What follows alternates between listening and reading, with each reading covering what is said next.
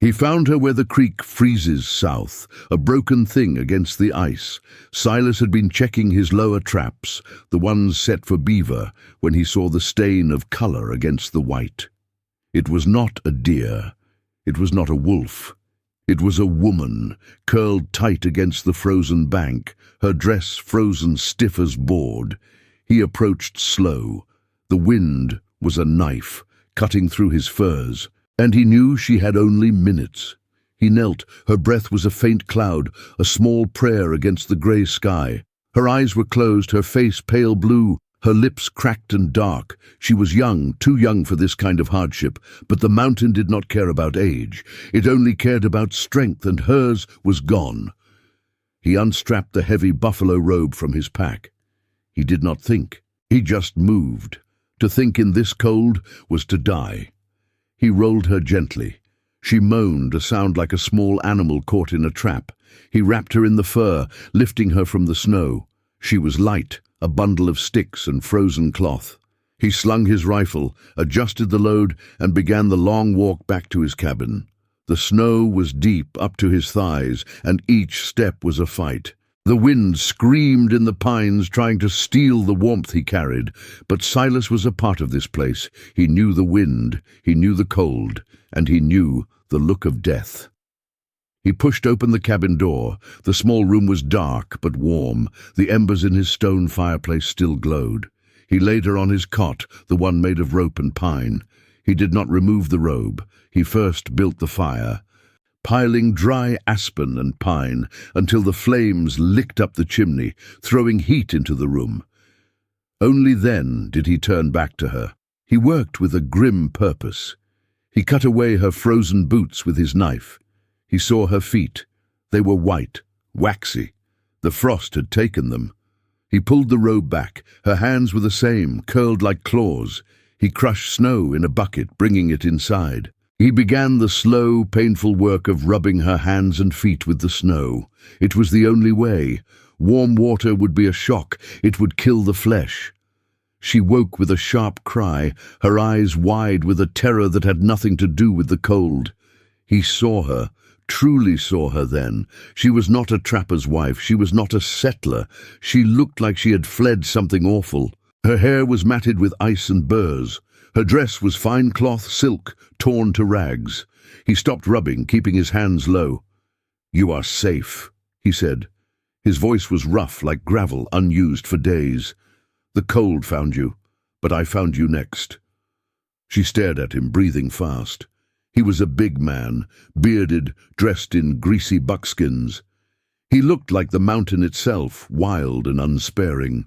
He turned away, giving her space. He ladled stew from the pot over the fire. It was venison and dried roots. He handed her the warm bowl. She took it with trembling hands. She ate fast, without thinking. The warmth returned to her face, color blooming in her cheeks. And then he saw it. As she pushed back her wet hair, the collar of her dress fell open. On the smooth skin above her collarbone, just below her neck, was a brand. It was a perfect, terrible T. He had seen that mark before, on cattle, on crates, on the men who rode out of the new mining camp in the valley below. It was the mark of Thorn, the man who claimed the river, the trees, and it seemed the people too. The woman looked at him, saw his eyes on the brand, and the terror returned. The scene of ruin was not the snow. It was not her frozen feet. The ruin was here in his cabin. The outside world, with its greed and its cruelty, had finally breached his sanctuary. The fire crackles. The story settles into the coals. This is a tale of the high, lonely places. If it has found you sitting in the quiet of your own room, let us know in the comments. The wind carries these stories far. Tell us where in the world you are listening from, so we know how far the echo travels. The night is long, and the stars are bright. We have time. Before the brand, before the frozen creek, there was the valley. Silas had lived in his cabin for 10 winters. He had built it himself, notched the logs with his own axe, sealed the cracks with mud and grass. It stood in a small meadow, protected by a ring of ancient pines, overlooking the long, winding river that the Shoshone called Agaipana, the river of trout. His life was a rhythm, set by the seasons, not by a clock. In the fall, he hunted, smoking meat for the long winter. In the winter, he trapped, his lines running 20 miles north into the high peaks. In the spring, he traded. He would travel to the rendezvous. Or sometimes the Shoshone winter camp would move close, and he would trade his beaver and fox pelts for smoked salmon, dried berries, and tobacco. He was not a social man, but he was an honorable one. The Shoshone knew his word. They called him Wasgar, the man of the pine. This name was not given lightly. Years ago, a grizzly, old and scarred, had cornered the son of the chief, a young man named Little Hawk. Silas had been hunting nearby. He heard the roar, the scream. He ran. He did not hesitate. He had only his lance. The bear was massive, a king of the mountain. But Silas was fast. He put the steel tip of the lance between the bear's ribs, a desperate, lucky thrust. The bear fell. Little Hawk lived. Chief Black Owl had come to Silas's cabin. He brought not gifts, but a debt. He smoked tobacco with Silas. They sat in silence for an hour. Then Black Owl placed his hand on Silas's shoulder. "My son is your son," he said. "My blood is your blood." That was the world at stake. It was a world built on respect. A man's life was his own, but his word belonged to the people he shared the land with. Then Thorn arrived. He came not with traps, but with wagons and steam engines, and 50 men who wore guns and did not know the names of the mountains. They clear-cut the trees on the south slope. They blasted the rock. The river, once clear, now ran thick with yellow mud. The trout, the Agaipana, washed up on the banks, their gills choked. Thorn was building a town. He was building a kingdom. He had a piece of paper from a government far east, a paper that said he owned the land. But he did not own the land. He did not know the land.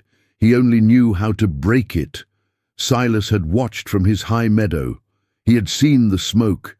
He had smelled the pollution. He had stayed away. It was not his fight. Not yet. But the Shoshone had suffered. Thorn's men had pushed them from their summer hunting grounds. They called the tribe savages, intruders on their own land. Black Owl had tried to speak to Thorn.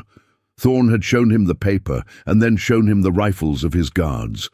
The world at stake was this fragile peace, this balance between the old ways and the new greed. And now this woman, Ilara, had brought the conflict to his door. She was not just a runaway, she was property. She was an escapee from Thorn's personal stock. By sheltering her, Silas had done more than save a life. He had chosen a side. He had drawn a line in the snow, and he knew Thorn was the kind of man who would cross it. The blizzard stopped. The world went silent, muffled by 3 feet of new snow. Ilara, the woman, slept. It was a sleep born of exhaustion, the first safe sleep she had known in months. Silas watched her. He had dressed her feet. The frostbite was bad. She would lose the small toes on her left foot, but she would walk. He had given her his own bunk, and he sat by the fire, cleaning his rifle, oiling the mechanism, checking his powder. He was not a warrior, but he was a survivor. He knew that the silence of the snow was a temporary grace. The storm had covered her tracks, but it would not hide her forever. He listened. The cabin logs creaked. The fire hissed. On the second day, the sun came out, sharp and blinding. Ilara woke. She was weak, but the fear was gone, replaced by a dull resolve. She told him her story. It was simple and ugly. Her father had owed Thorn money, a gambling debt. Thorn had come to collect, and when the money was not there, he had taken Ilara instead. He had taken her to his new, raw town, kept her in his large, empty house. He called her his housekeeper, but the brand on her shoulder told the truth. She was his. When he had turned his attention to a new shipment of whiskey, she had run. She had stolen a horse. The horse had died in the snow, and she had kept walking until she could not walk any more. "He will come for me," she whispered, staring into the fire. "He does not let things go. He is just a man," Silas said, his voice low, "and this is my land." But he knew it was not true. Thorn was not just a man. He was an idea. He was the future that was coming to swallow the past. That afternoon, Silas saw the smoke, not from his chimney, a thin grey plume from the ridge to the south. Trackers. They were scouting. They had found the dead horse. They were casting a net. He barred the door. He checked the two small windows, reinforced with thick shutters. His cabin was a good fort. It was built to keep out the winter, but it was not built to keep out an army. The riders came just before dusk. Not an army, not yet. 10 men, led by a hard-faced tracker named Breen. Breen was a man Silas knew from the rendezvous, a man who would sell his own mother for a good rifle. They sat on their horses, a ring of dark shapes against the blue snow. They did not approach the cabin. Breen just raised his voice.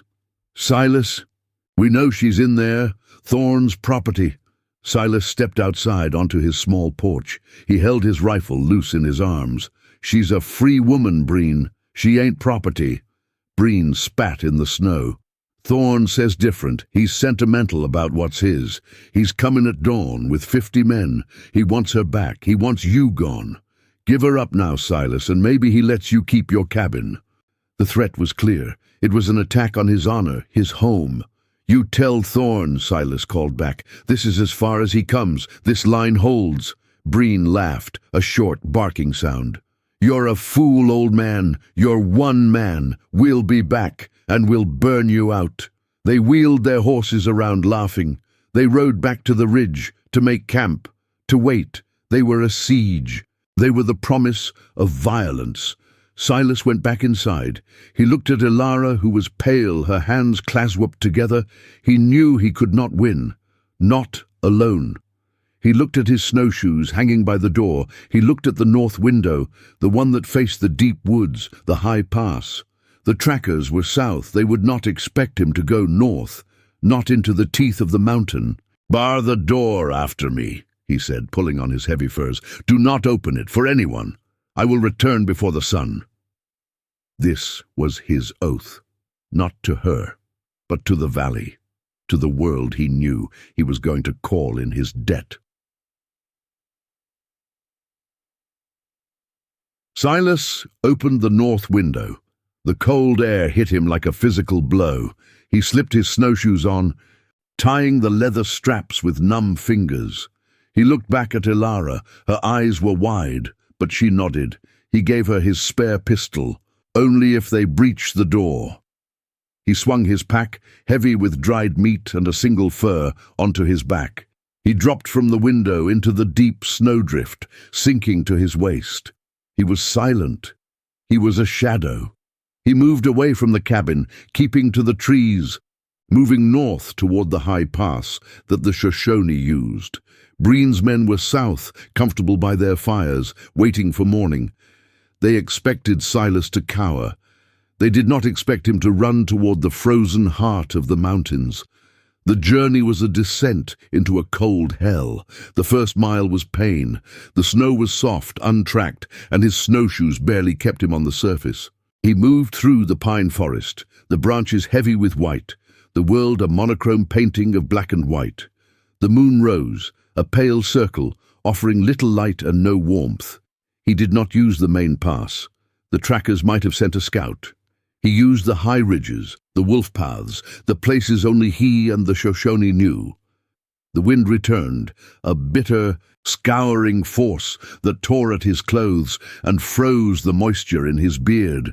He climbed, his lungs burned, his legs were lead. He thought of the debt. He thought of Little Hawk and the grizzly. He was not calling in a favor. He was reporting a threat. Thorn was not just a problem for Silas. He was a plague. He was poisoning the water. He was scarring the land. He was breaking the sacred balance. This was not a rescue mission for a woman. This was a war for the valley, and Ilara was just the spark that had lit the fuse. He pushed on. He crossed the frozen spine of the ridge. He could see the whole valley below him, a vast bowl of white. He saw the small pinprick of Breen's fire on the south ridge. He saw the darkness of his own cabin, a small point of defiance. He began the descent. It was more dangerous than the climb. He slid, he fell, he used his axe to stop himself from tumbling into dark ravines. His body was screaming. He was not a young man, but his will was iron. He stumbled into the Shoshone winter camp just as the sky began to turn a faint grey. He looked like a ghost, covered in frost, his face raw from the wind. The sentries raised their rifles, then lowered them, recognizing the shape. Wasgar. They brought him to Black Owl's lodge. The chief was awake, sitting by the fire, as if he had been expecting him. Silas did not need to speak. His arrival was the message. He fell to his knees, pulling off his frozen hood. "Thorn," he whispered, his voice cracking. "He is at my cabin. He has come for the woman. He brings 50 men at dawn. He means to burn me out. He means to take the valley." Black Owl looked at the fire. The lodge was silent. The elders listened. Finally, Black Owl stood. He was tall, his presence filling the lodge. He placed his hand on Silas's shoulder. "The man who saved my son is cold," he said. "The man who poisons our water is bold." He turned to his warriors. "We ride." Dee. Dawn broke in shades of cold grey and pale pink. At Silas's cabin, Breen and his trackers were cold and impatient. They kicked the snow, their breath pluming. Then Thorn arrived. He rode a large black horse, and he was flanked by 30 men, not 50, but more than enough. They carried new rifles. Thorn was dressed in a fine fur coat, a stark contrast to the greasy buckskins of his men. He did not dismount. He stared at the small cabin. "Breen," he commanded, "burn it." Breen and 2 men grabbed torches from their packs. They began to walk toward the cabin. "Wait!" Ilara's voice. The cabin door opened. She stepped out onto the porch. She was wearing one of Silas's shirts, and she held the spare pistol in her hand. She was pale, but her eyes were defiant. Thorn smiled, a thin, cruel expression. "Ilara, my dear, you have caused me a great deal in trouble. Put the pistol down. You are coming home." He motioned to Breen. "Get her." Breen sneered, dropping the torch. He walked toward the porch. He was 5 feet away when the sound started. It was not a sound Breen recognized. It was not a gunshot. It was not a shout. It was a low hum, the sound of hundreds of hooves on deep snow. It came from everywhere at once. Thorn's men stopped. They looked at the ridges that had been empty. They were not empty now. On the east ridge, 50 Shoshone warriors sat on their horses, silent. On the west ridge, 50 more, and to the north, blocking the pass, 50 more. They were shadows. Emerging from the trees, they held bows, lances, and rifles. They did not shout. They did not move. They just watched. 150 riders, a silent ring of judgment, stood watch over Silas's cabin. Thorn's horse shied, sensing the tension. Breen froze, his hand halfway to his own pistol. From the north, 2 riders came down. Silas, Wasgar on a borrowed Shoshone pony, and beside him, Chief Black Owl. They stopped 20 yards from Thorn. Silas looked tired, he looked old, but he looked resolute. Black Owl spoke. His voice was not loud, but it carried in the still air. "This valley is not yours, Thorn. The woman is not yours." Thorn's face was purple with rage. "This is progress. I have a charter from the government. This land is mine. These savages have no right."